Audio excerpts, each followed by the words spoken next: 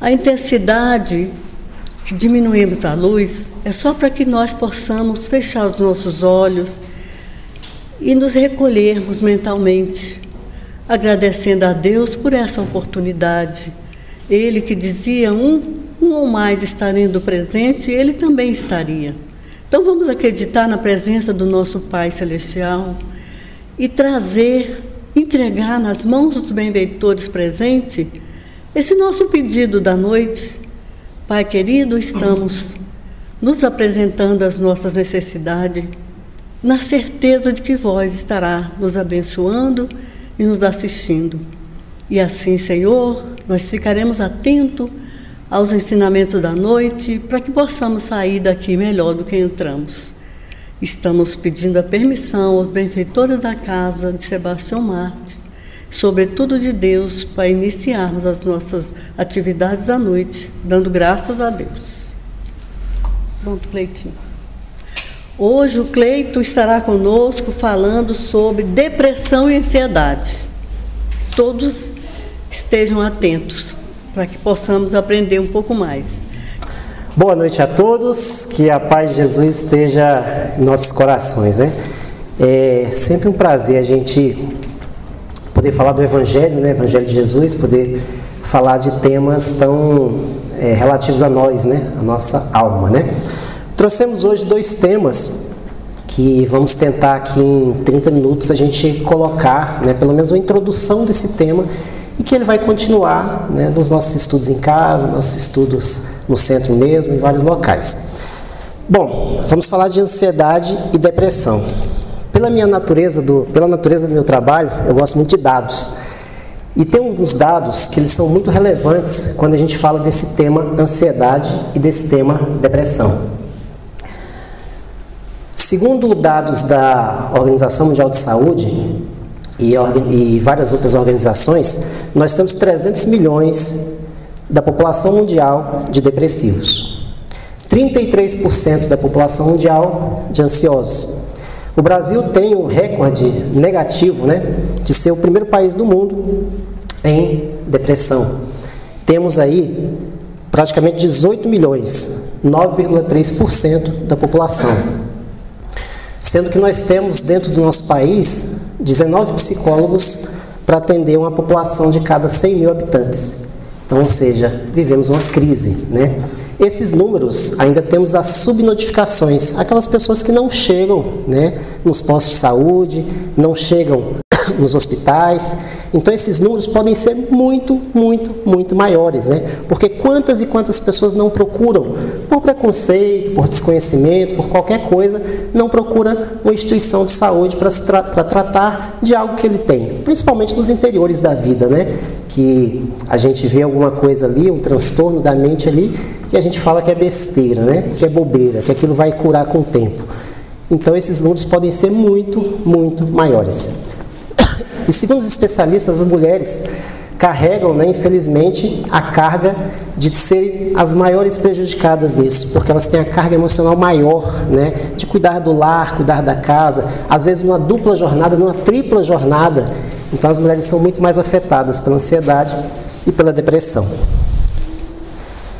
Tem um autor, que ele se chama John Milton, né, que ele tem um livro chamado Paraíso Perdido, que ele tem uma frase nesse livro que eu acho bem interessante, que ele fala que a verdadeira batalha entre o céu e o inferno está na mente humana.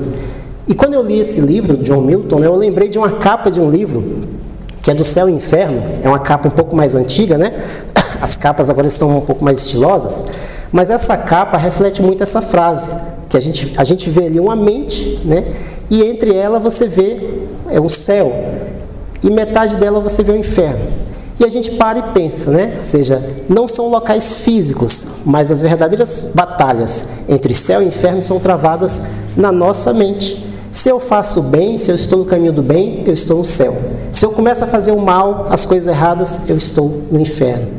Então, é importante a gente falar de depressão e ansiedade, porque são transtornos da nossa mente. Esse outro livro que está do lado, de Emmanuel, Pensamento e Vida, que é um livro fantástico, é um livro pequenininho, fininho, fácil de ler. A gente lê numa sentada, né, como se fala lá no Goiás. É um livro muito curtinho E aí esse livro, ele vai falar inteiramente sobre a mente, sobre como é a nossa mente. Então é um livro muito indicado para leitura, porque ele trata especificamente sobre isso. E uma coisa que ele fala lá que eu acho bem interessante é que ele diz que pensar é criar. Quando a gente pensa, a gente está criando alguma coisa. Os nossos pensamentos podem ser as sementes de alguns atos. O ato começa com o pensamento. A gente começa a pensar em uma coisa e aí pode ser que a gente realize ou não aquela coisa, mas começa no pensamento. Então, é importante falarmos desses transtornos que se passam em nossa mente.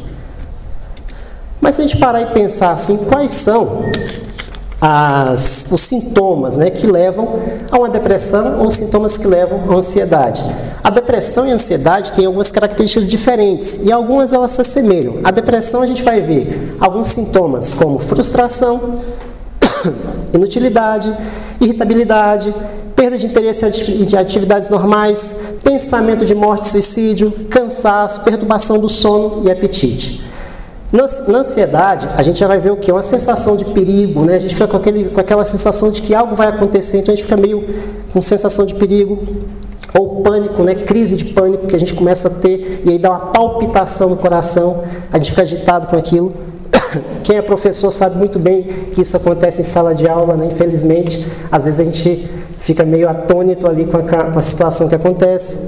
Aumento da respiração, a gente começa a ficar mais ofegante ali, alta frequência cardíaca das palpitações, sentir-se nervoso e impotente, muitas vezes a gente não consegue sair do lugar, a gente fica parado ali sem saber o que fazer, dá uma crise ali e a gente simplesmente fica prostrado.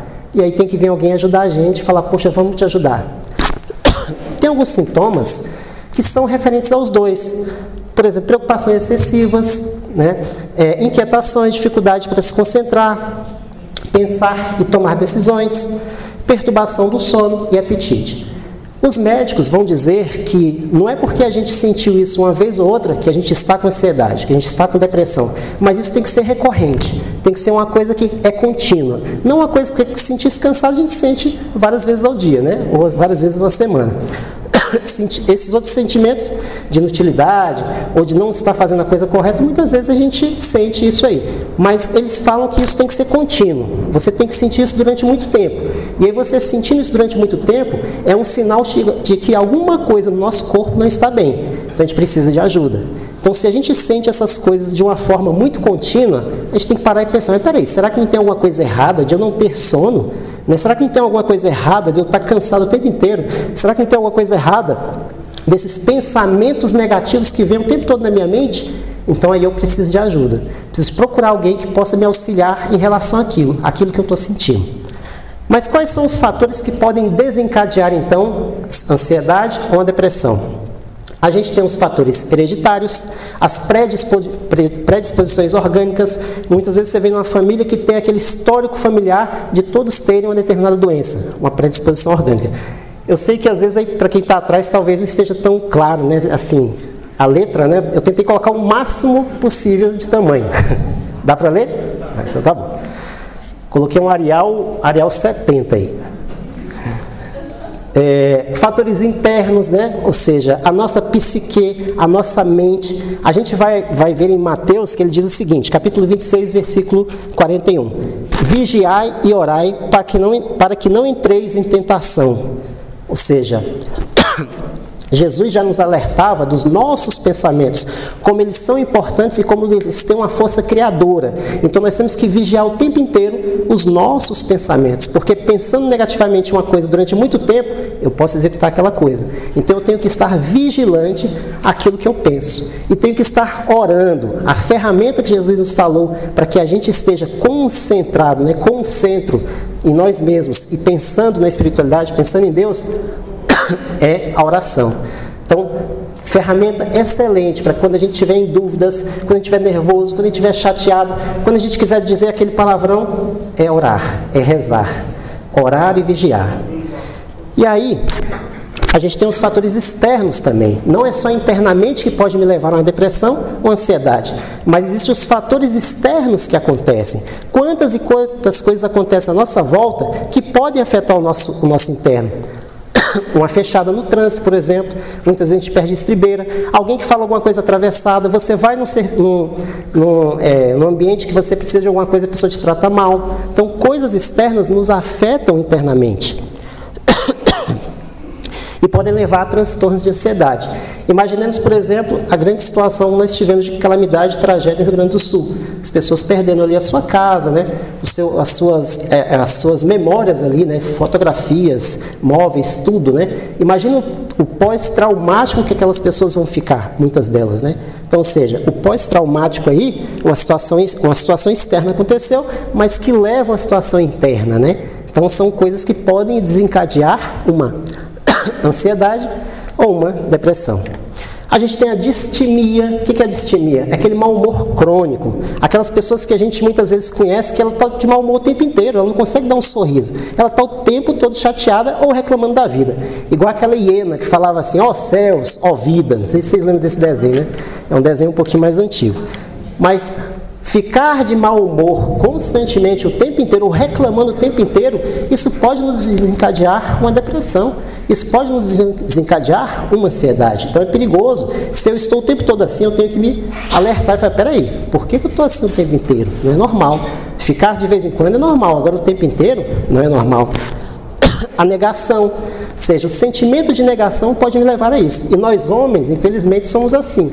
A gente nega muito mais do que as mulheres. Nega, por exemplo, a fazer um tratamento, a procurar os cuidados essenciais. As mulheres fazem isso constantemente. E a gente muito se nega a ir fazer esses cuidados essenciais. Né? Procurar setembro, procurar o novembro azul, ou coisas assim, né? Mas fazer aqueles cuidados, né? A gente vai deixando sempre de lado, né? E as mulheres não, elas são muito mais propensas a fazer isso. Por isso que nas estatísticas os homens morrem mais, né? Morrem mais cedo que as mulheres, né? Então, ou seja, nós temos que nos cuidar, temos que procurar também esse cuidado e evitar a negação. E a negação pode vir, por exemplo, nas perdas, né? Quando a gente perde algo financeiro, aquilo pode me levar a uma grande frustração e a negar, por exemplo, ajuda, né? Eu não consigo ter ajuda com aquilo, eu fico orgulhoso ou fico vaidoso com aquela situação e isso me impede de buscar ajuda. A negação pode me levar, por exemplo, a uma situação do alcoolismo, né? Ou seja, de me entregar às drogas, às bebidas ou aos remédios, né? Então tem que ter muito cuidado com as negações, né?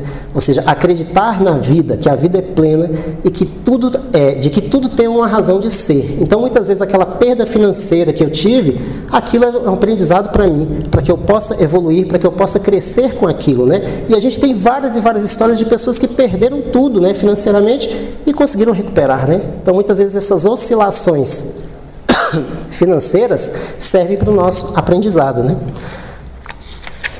Aí nós temos o sedentarismo, né? É outra causa que nos leva, muitas vezes, à ansiedade ou depressão, né? A gente deixa de cuidar do nosso corpo, não é só a nossa alma que precisa ser cuidada, mas o nosso corpo também. De fazer um exercício, fazer uma caminhada, né? Fazer os cuidados essenciais que a gente precisa para manter essa máquina, né, funcionando. Porque se ela vai parando aos poucos de funcionar, eu vou perdendo minha mobilidade, não vou conseguindo mais fazer as atividades comuns do dia a dia. Algo muito comum às redes sociais hoje em dia, né? Ou seja, as redes sociais muitas vezes nos causam ansiedade extrema. E a gente está vendo isso com os jovens. Os jovens estão mexendo muito no celular e aquela coisa de mexer muito na tela está causando ansiedade, principalmente nos pequenininhos, né? A gente percebe isso claramente. Eu tenho uma filha de 9 anos que quando eu deixo ela com o celular mexendo ali e na hora que eu vou tirar, é uma irritação danada, né? Então você já percebe ali que a criança fica presa naquilo, né? E isso prende mesmo. Redes sociais nos prendem demais, né? Os TikToks da vida, né? E outras coisas. Você fica ali horas e horas e horas só passando o dedo. E aquilo vai te prendendo, e a gente deixa a oportunidade de ler um livro, deixa a oportunidade de fazer uma coisa positiva, uma coisa boa. Então, é ruim usar? Não, mas a gente tem que usar. A gente tem os conflitos afetivos, ou seja, conflito afetivo pode me levar à ansiedade e depressão. É muito comum, muitas vezes, a gente ter uma desilusão amorosa e aí isso a gente causa uma crise de pânico e aquilo pode gerar uma ansiedade, aquilo pode gerar um período depressivo em mim, né? E a gente tem o materialismo, que é um dos piores, né? Ou seja, a falta da espiritualidade, né? A falta de ter esperança, né? De acreditar que a gente está no mundo material, mas envolto no mundo espiritual, ou seja, acreditar que há uma vida pós-morte, que a vida continua, é muito importante para que a gente quebre um pouco essa coisa da ansiedade e da depressão. Ou seja, a gente vai saber que a vida vai continuar e que se hoje uma situação está ruim, essa situação pode mudar com o tempo, né? Então esses foram alguns fatores, né? Mas o que a gente pode fazer então como tratamentos para a nossa depressão, para a nossa ansiedade, os nossos momentos tristes, infelizes, né, que muitas vezes demoram durante um certo tempo? O primeiro deles é apoio médico, né? Assim, a gente precisa procurar um médico, né? Quando a gente pensa em depressão e a gente fala da ciência material, a gente tem um problema bioquímico do nosso cérebro. As sinapses não ocorrem na mesma velocidade devido isso leva o quê? A um desânimo, um sentimento de prostração e a gente não consegue sair do lugar. Então, muitas vezes, vem um remédio ali e aquele remédio vai ajudar a voltar essa corrente ali. E a gente começa a ter uma qualidade de vida. Qual o perigo aí? É escolher sempre um bom médico que vai passar um remédio para a gente, vai estar sempre analisando se a gente não está ficando dependente daquilo. Isso é importante a gente estar sempre avaliando, porque muitas vezes o remédio também pode me causar uma dependência. Mas eu tenho que procurar apoio médico. Se eu estou num período depressivo, não posso vir só no centro, eu tenho que procurar o apoio médico junto com o apoio terapêutico. É muito importante o psicólogo, um terapeuta que vai o quê? Fazer as perguntas corretas para a gente. Não é vergonha nenhuma a gente ir numa terapia, né? Uma pessoa nos atender, uma pessoa conversar com a gente sobre aquilo que a gente está passando. Então isso é importante. Exercício, rede de apoio, né? Procurar ter um bom sono, né? Como é que eu vou voltar a ter aquele sono bom, né? Porque muitas vezes quando a gente entra no processo depressivo ou de ansiedade, a gente vai perdendo o sono e vai ficando assim com insônia à noite. Então buscar um tratamento para o nosso sono voltar ao normal, né? Para que a gente consiga dormir e descansar o nosso corpo físico para a gente voltar às tarefas do dia a dia. Isso é muito importante. E procurar evitar os gatilhos, né? O que é gatilho? É tudo aquilo que me leva a determinado local, que eu ouço aquilo, eu sinto aquele cheiro, ou ouço aquela palavra e aquilo me leva para aquilo ali. Uma rede social pode ser um gatilho. Eu estou evitando de usar rede social. Aí daqui a pouco uma pessoa fala, nossa, vem ver isso aqui. Aí eu vou lá e olho e fico 3 horas mexendo ali, navegando. É um gatilho. Então tem que ter cuidado com os gatilhos que me levam a voltar naquelas situações que me causam dependência. Bom, temos isso tudo, mas aí vamos pensar agora, o que o Espiritismo pode nos auxiliar na depressão e na ansiedade, né? A gente falou de sintomas, a gente falou de fatores, a gente falou de rede de apoio, falou de tratamento médico, né? Que a gente não pode jamais deixar de ter, é importante, né? A pessoa que vai ser especializada naquilo ali, que vai poder passar um tratamento para a gente, mas a gente tem também o tratamento espiritual, a casa espírita. Se a gente viu os dados agora que são muito grandes, né? Ou seja, milhões de pessoas, são essas pessoas que estão vindo à nossa casa espírita, somos nós que estamos procurando a casa espírita com sintomas de depressão, com sintomas de ansiedade, e a gente vem buscar essa ajuda aqui, né? Também é um local de ajuda. Então a casa espírita é um local de auxílio e ajuda. E como é que a casa espírita pode auxiliar as pessoas com a depressão e a ansiedade? Bom, a primeira delas é o estudo. Quando a gente chega na casa espírita, nos é apresentado vários livros da codificação, os livros de Kardec que falam sobre a alma. Os livros de Kardec vão falar sobre o espírito, sobre nós, sobre autoconhecimento. Então, buscando o autoconhecimento, a gente começa a entender mais por que eu estou naquela situação, o que está me levando àquela situação, que aquele efeito tem uma causa. Então, buscar esse estudo é importante na casa espírita, né? A gente tem o passe, a fluidoterapia, ou seja, participar de um passe, de uma fluidoterapia, uma recomposição energética do nosso perispírito. Isso vai me fazer me recompor, ou seja, me colocar um pouco mais dentro da normalidade, né? E aquilo lá vai me ajudar. Então é importante a gente passar por um tratamento, né? Esse tratamento vai me auxiliar muito, né? E não é vergonhoso, nem aquela pessoa que é mais experiente, passar por um tratamento também. Todos nós precisamos passar por tratamentos. Isso é importante na nossa vida, né? Social, a casa espírita nos proporciona estar socialmente com as pessoas, participar de um agrupamento, ser de um grupo de passe, ser de um grupo mediúnico, né? Ser de um grupo que ajuda na água, um grupo que ajuda na palestra. Então, esse social é importante para a gente. Muitas vezes a gente está em casa parado lá, depressivo ou ansioso, e aqui a gente vai encontrar pessoas que estão com esse pensamento do bem, de fazer o bem. Então a gente se ajuda conversando, batendo um papo, falando como é que você está? Como é que está a sua vida, né? O que você tem passado, né? Está precisando de alguma coisa? Então isso é importante, essa sociedade, né? Então quando a gente vem à Casa Espírita, a gente está nesse social, fazendo esse social com as pessoas. Então é importante a gente não só entrar e sair, mas a gente entrar, bater um papo com as pessoas, né? Conversar. O culto, o evangelho no lar, né? Fazer o nosso evangelho no lar. Fazer o evangelho no lar é a gente mudar um pouco a nossa atmosfera. Muitas vezes, quando a gente entra num processo depressivo, a nossa atmosfera, aquilo que está em torno de nós, começa a ficar com aura negativa, né? Ou seja, com a energia negativa ali. E quando eu começo, principalmente nossa casa, quando eu levo o evangelho para fazer na minha casa, faço uma prece, abro o livro e começo a fazer uma prece e coloco aquilo, determinado dia da semana, eu estou criando o quê? Uma atmosfera melhor para minha casa, uma atmosfera melhor para mim mesmo. Eu estou mudando aquele negativismo e estou colocando positividade no meu lar. Isso é importante, né? Solidariedade, né? Quando a gente vem à Casa Espírita, a gente tem a oportunidade de estar com as pessoas fazendo algo social, né? Por exemplo, a gente tem o trabalho da sopa que acontece aqui no Saison. Então o trabalho da sopa é uma grande oportunidade que a gente tem de auxiliar, né? Sivaldo está aí, não? Sivaldo está ali. Tem vaga lá, Sivaldo, para ajudar? Sempre. Aí, ó, pronto. Então, ou seja, trabalho tem, né? Joana de Ângeles tem uma frase que ela diz o seguinte: se somos solidários, nunca seremos solitários. Então é ali que você vai ajudar, você bate um papo, conversa com alguém. Então isso é importante. Lar dos Velhinhos, a gente tem um Lar dos Velhinhos aqui em cima, com 130 idosos, 180 crianças, precisando de auxílio, de alguém que chegar lá e bater um papo no final de semana. Alguém que chegue lá e fala assim: poxa, eu vou só sentar e ouvir. Fred, tem trabalho lá para fazer? 24 horas. Pronto, então é o que não falta, né, gente? Trabalho tem na Casa Espírita. Então, quando a gente vem aqui, que a gente está em contato com isso tudo, a gente começa a mudar o quê? A nossa sintonia. Ou seja, uma obsessão pode nos levar também a ansiedade ou depressão.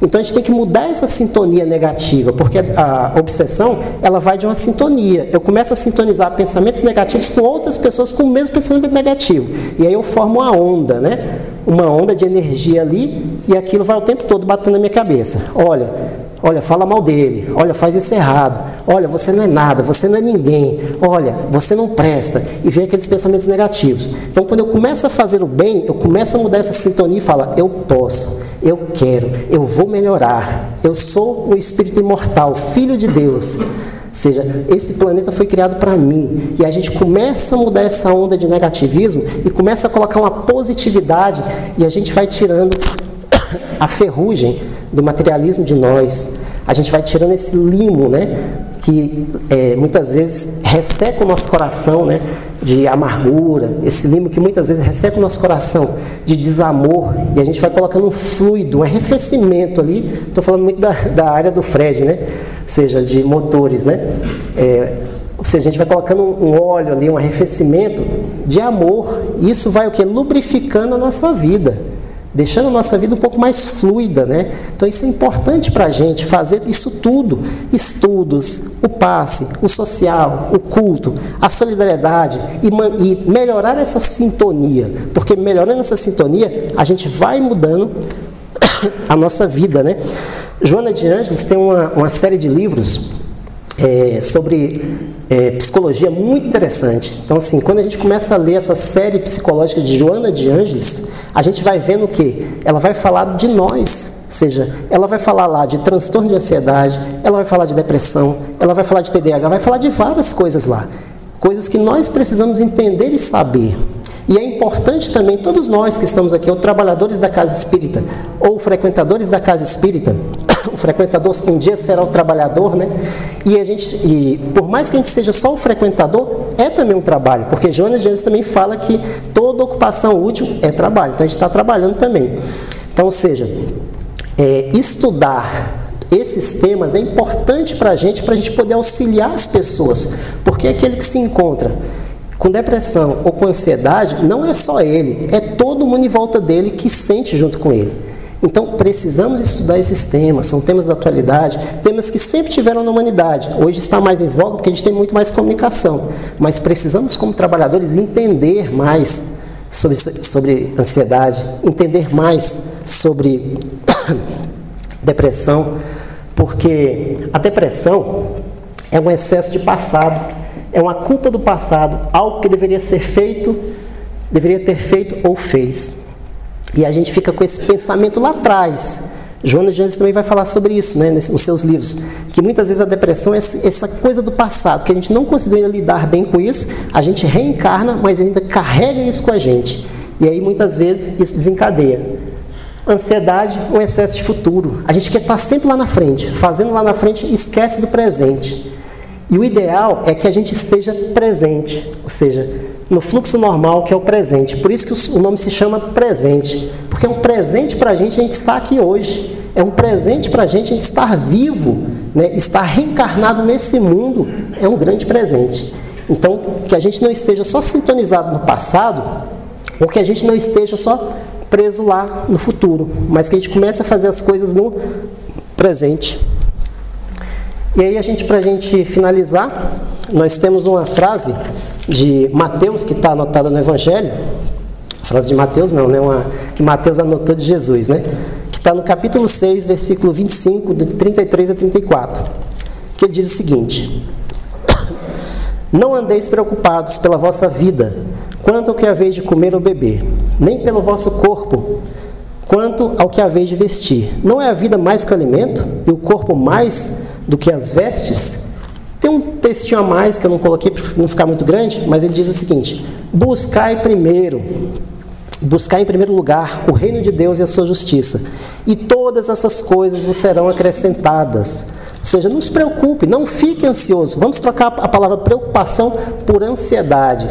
Não fiqueis ansiosos. Buscai primeiro o reino de Deus. Olha Jesus falando para a gente: filho, não fique ansioso. Busca o reino de Deus e a justiça, e todo o resto vos será dado. Não vos inquieteis com o dia de amanhã. Não fique ansioso demais com o dia de amanhã. Calma, não se preocupe, preocupe com hoje, com o presente, com agora. Jesus, não vos inquieteis com o dia de amanhã. Então Jesus vai nos falar o quê? Que tudo ao seu tempo.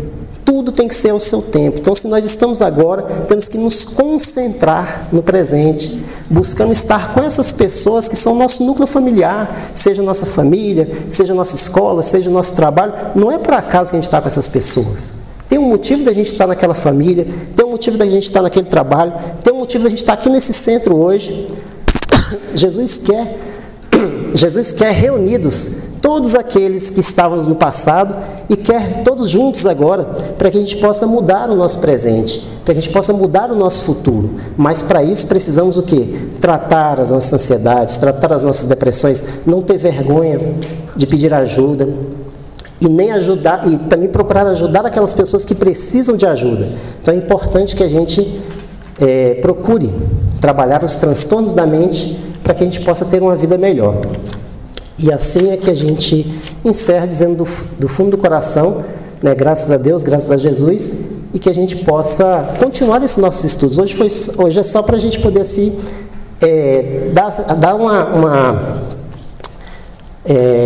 que a gente dá uma introdução a esse assunto que é tão importante, mas que a gente possa continuar com ele na nossa casa, no nosso lar, aqui no centro mesmo, em vários outros estudos para a gente estudar, porque a gente está estudando a si mesmo, né? Ou seja, estamos buscando o autoconhecimento. Muito obrigado, fiquem todos com Jesus.